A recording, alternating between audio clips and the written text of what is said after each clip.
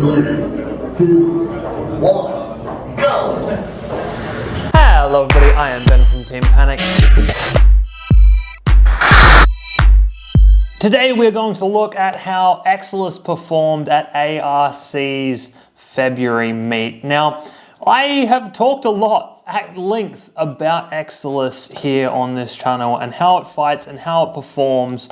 So I'm going to do something a little different today. Instead of talking after every single fight, we're going to watch 4 fights in a row. We're going to watch all of my round robin fights with Exilis, which is up against Noom, a 4-wheel drive wedge, Mimicry, a 2-wheel drive wedge, Lone Wolf, a 4-wheel drive wedge, and Claudine, a grabber. 3, 2, 1, go!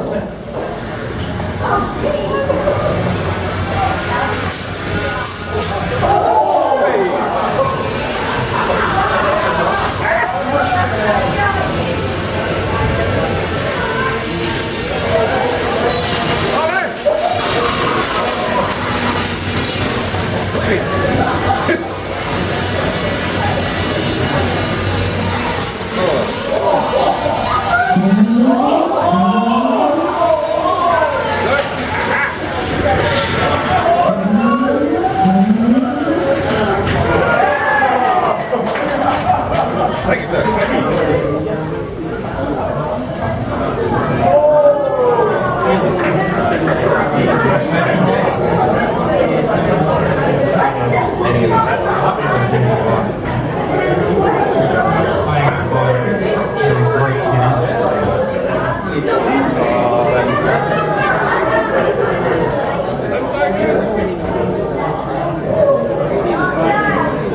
Maybe I can't.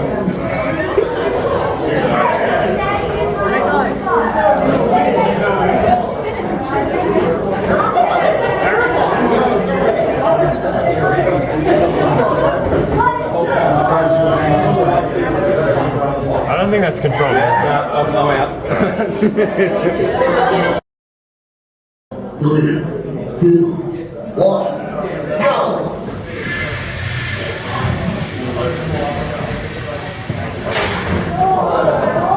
No, that's the wrong way.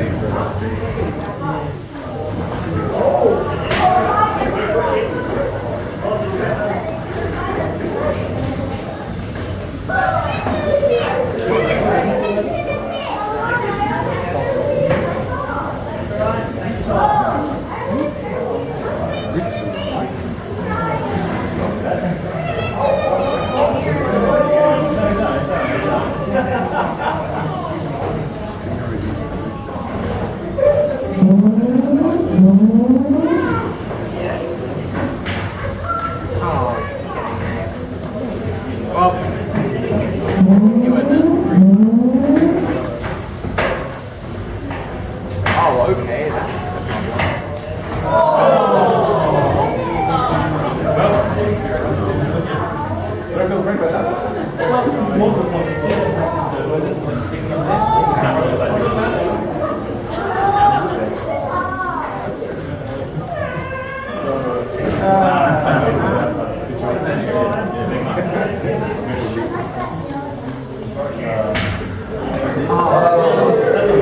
yeah, I should.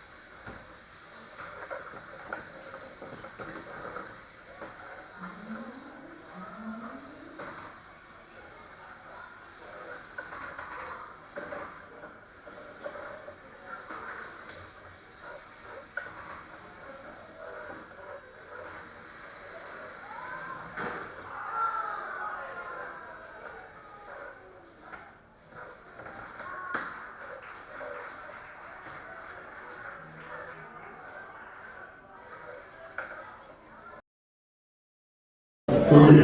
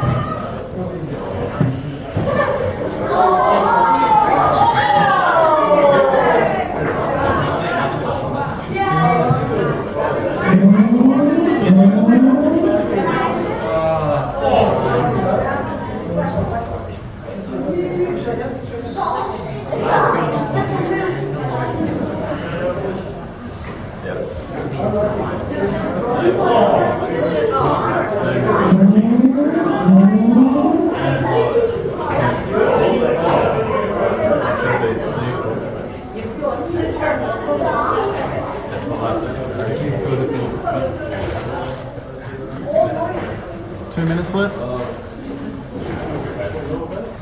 Oh, sorry. Yeah. What, yeah, they got really.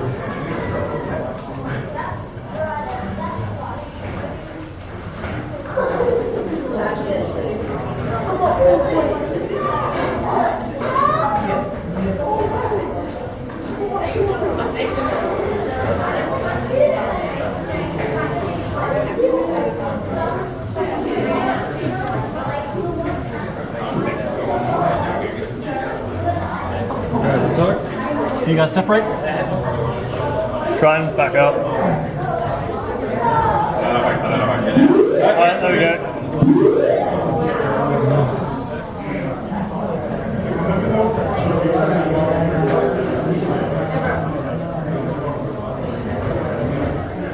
One minute remaining.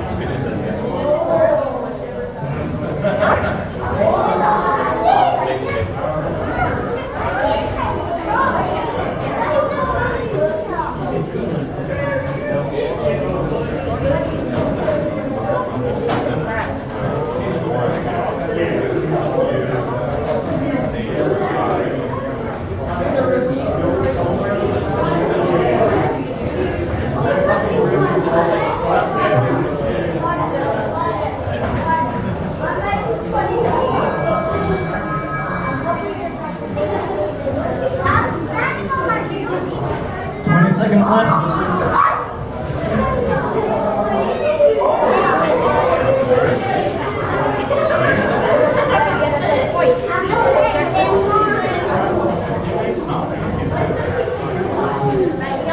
Five, 4, 3, 2, 1. So coming out of our round robin set of those fights, we were actually sitting pretty well. I mean, Exilis here is designed to win fights like these, to win fights by flipping people over, getting them off balance and pushing them into the pit, which is kind of a lot of what happened in these particular fights. However, despite the fact that we had 3 wins and a draw at the end of the round robin, things were not going particularly well for Exilis at this point in time. Somewhere between the Mimicry and the Lone Wolf fight, something had happened to the mixing setup in Exilis. The controller was still fine. It was still outputting the right things or what I was expecting it to output, but the Malinky in the back here was not. When I was pushing forwards on the stick, the robot was turning and I had to push diagonally on the stick to get the robot to drive straight. So that happened for the last 2 fights of the round robin set, which, as you can imagine, makes life a lot more difficult, and it doesn't help that Claudine is basically a perfect counter to Exilis at this point in time. I can't flip somebody if they're clamping me, and I've got nice big open spaces to get a clamp on.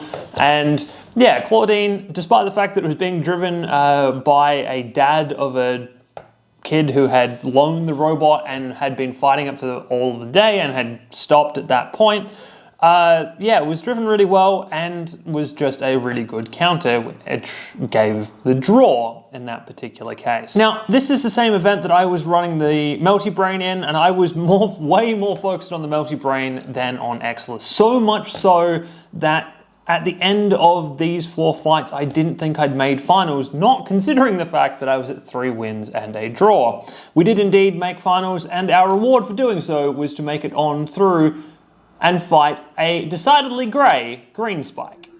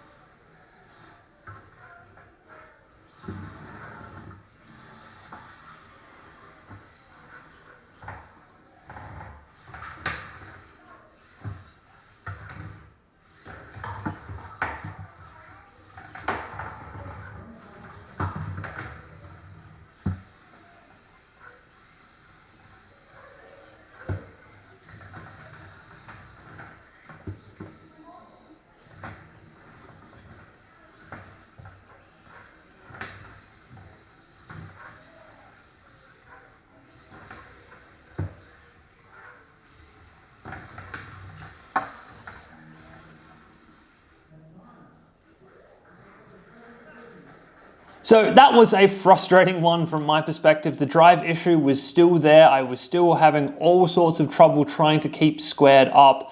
It's not helped by the fact that Exilis here is a gangly boy. These sticks on the edges get caught on the walls constantly, hampering my ability to turn on a good day. The standoff all the way out the back here that keeps the electronics box off the ground also gets caught as I turn around. It like jams into things and just kind of like doesn't let the robot move effectively. So it was just kind of a frustrating fight from my end. I mean, sure, I did do the things that I set out to do in terms of flip him over and get him in awkward positions, but the problem with that is as soon as I jam somebody up against the wall, I need to be really careful, because once they're up against the wall, if I try and turn, this gets jammed up against the wall and a wheel lifts off the ground and I can get stuck. So I really want to build and need to build a new version of Exilis, because while these wings solve the problem that they were intended to solve, they have brought about a whole new set of issues. And the fact that Exilis here is bigger than some beetle weights in footprint that I've ever built, yeah, it's true. Exilis is too big at this point. I mean, yes, that was partly the design premise, was to build a big robot, but we overachieved. So, having said that, going through from there, so that was a 3-minute fight. It went to a judge's decision, and my ability to turn him over and keep him upturned kind of sealed the deal on that one. So we move on through into the semi-finals, and I thought this one was going to be a bad time. We're going up against Tron, a very, very well-driven flipper robot. Yeah, driven the pit. One, go! I'm trying. What are you doing out here? Stand down. Why? Oh, that's not good.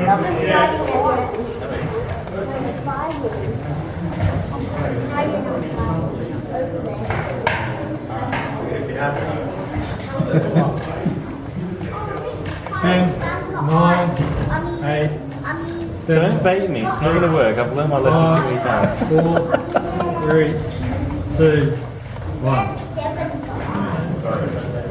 Go on, go on. You guys gotta be aggressive, man. I'm judging this. I'm trying, I've got drive issues.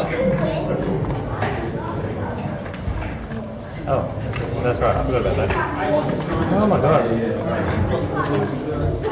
Yes, no, stay up on your head, please.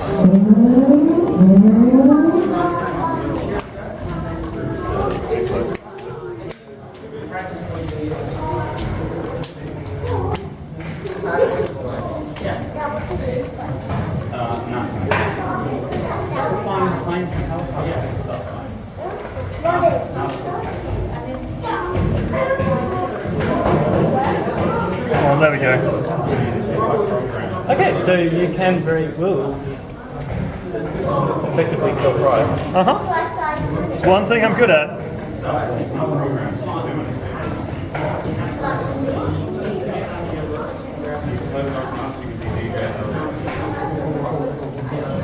But hey, much like you, can also effectively self-ride.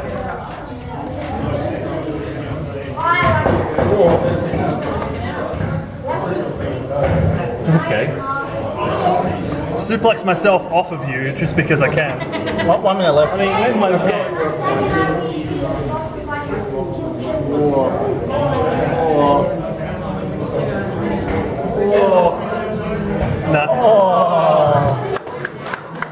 So things were worse with the drive in this particular fight. I knew I was going up against Tron, and I knew that drive was going to be important, so I tried to reset the Malinky that's in here and get it back and get it working. Unfortunately, I didn't have enough time to do that properly, so I pulled a factory reset on the Malinky that's in the back here, and it didn't fix the drive issue. So I started messing around with some other settings, and they still didn't fix the drive issue. So I ended up just throwing Exilis here into the fight with Tron with a very busted drive system. I cannot remember right now exactly what I needed to do to get the robot to drive straight, but it was not as simple as push the stick forwards. So there was a couple of times there where John, the driver of Tron, was saying, "Oh, stop taunting me near the pit." I honestly wasn't. I was just trying my hardest not to go down the pit myself. Yeah, that was not a great fight, and I kind of knew going in, because of the drive issues, that I was going to get walked over by Tron. Having said that, it was still a fun fight. There was still a couple of really good self-rights. I do like the fact that Mammoth can, or Exilis can do this. My mini Mammoth, Exilis, can do this. And again, like I said, I want to build a new version, but I just want to shrink everything and kind of change where some of the weight is sitting so that we don't need some of this stuff, because it'd be really, really cool to get this robot to be like a little bit taller, but a little bit smaller in every other dimension, and be able to suplex other robots as well as itself. That would be just really, really good. Like I'm very keen for that to happen. Admittedly, that's going to be a little while off. I have another idea for a very, very silly B-League robot that will happen before this happens, but it's something I am considering. And yeah, again, I do like being able to self-right and suplex myself out of grips and things, because it's just fun. It's fun to have a robot that kind of flips all over the place in a wild and uncontrolled manner. Having said that, so we lost our semis, which means we go into third place playoffs. And in this case, we're up against Anti-Dozer. Now, those of you who've been around the channel for a while know the Dozer family of robots. Antidoza is their newest version, which is just a really low double wedge. 2, 1, go!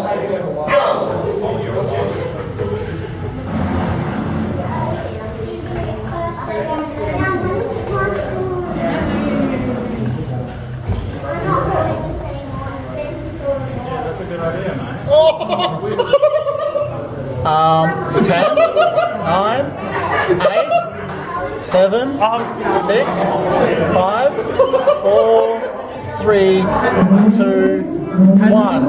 Interference. It's actually still Oh, And hey, what do you know? There we go. We have a third place for this event. But it came in a weird way. I didn't get the drive issue fixed here, so I was worried because Antidoza is really low. They're really good at getting under Exilis here, and there's not a lot for Exilis to grab a bite out of, which is not great. It's not a great setup to fight them specifically. Yeah, but they had an issue. They don't run regular radio control stuff in their robots. They run Arduino stuff, similar to what I used to run a very long time ago. And unfortunately, they had an interference issue in this fight. It's the first time I've ever heard of the Arduino stuff having an interference issue in any way, but they did have an interference issue, and their robot got jammed into spin mode and just spun itself as fast as it possibly could, which is what removed their wheels and ultimately ended the fight for them, which is, yeah, unfortunate and weird and inconvenient and all of those things all together. It's not the way I want to win a fight, but you know, that is the way it did happen. And unfortunately, the fight got called, and yeah, they actually had to turn their robot off in the arena because the motors were still spinning at full speed even after the wheels had been ejected, because again, they just had some kind of like interference or reset issue or something in their Arduino, and it didn't fail safe. Not that failing safe is a huge deal in in B leagues. It's a huge deal in beta weights. It's not a huge deal in the plastic B league, especially for a robot that is just drive, and especially once that robot has lost its wheels.